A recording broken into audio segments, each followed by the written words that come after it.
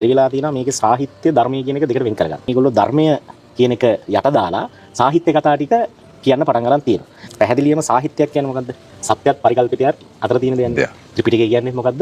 ලිඛිතමය ග්‍රන්ථයක්.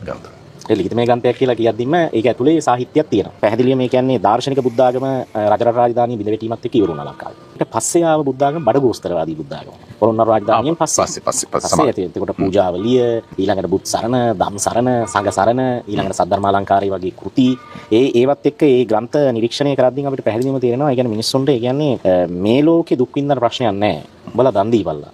එතකොට උඹලට පුළුවන් දිව්‍ය ලෝකයක් යන්න. ඒ කියන්නේ වෙන ලෝකයක් පෙන්නලා සාක්කුව අත ගන්න සංස්කෘතිය ඒ කාලේ මිහුනේ ඒකට සමාජ හේතුත් තිබ්බා. මොකද ඇත්තටම රාජ්‍ය කියන ඒවා අකර්මණ්‍ය වෙද්දී අර්බුදතා එද්දී සිද්ධ වෙන කාරණාව තමයි තිබුණේ මිනිසුන්ගේ ජන ජීවිතයක් ප්‍රශ්නයක් කියලා. ඊළඟට දේශපාලන වශයෙන් ස්ථාවරත්වේ නැති වුණාන් පස්සේ පැහැදිලිවම ආගමික සංස්ථා වුණත් අර්බුදයට යනවා. එතකොට මොකද උනේ මේගොල්ලන්ට උමනාව තිබ්බා අර කොහොම හරි ඒ කියන්නේ දැන් අපි යපුම් මට්ටමක් හදාගන්නත් එපේ. මොකද මධ්‍යකාලීන යුගයේ වෙද්දින්ම ඒ කියන්නේ ලංකාවේ ආගමික මධ්‍යස්ථාන ආර්ථික මධ්‍යස්ථාන බවට පත් වෙලා ඉවරයි. එතකොට මේ වගේ සංවිධාන ව්‍යුහයක් නඩත්තු කරන්න අනිවාර්යයෙන්ම ධනිය මිල මුදල් ඒ කියන්නේ දායකයන්ගේ අරමුදල් වුණා. ඒ නිසා මේගොල්ලෝ මොකද කරේ දුන්නොත් ලැබෙයි නිදාරිය කියලා පොත් ලිව්වා. ඒ පොත් ටික අරගෙන ඒ වගේ තියෙන දේවල් තමයි දැන් ධර්ම දේශනා කියලා ගොඩක් කට්ටිය කරන්නේ. දුන්නොත් දාන්නේ ලැබෙයි නිදානිය කියලා.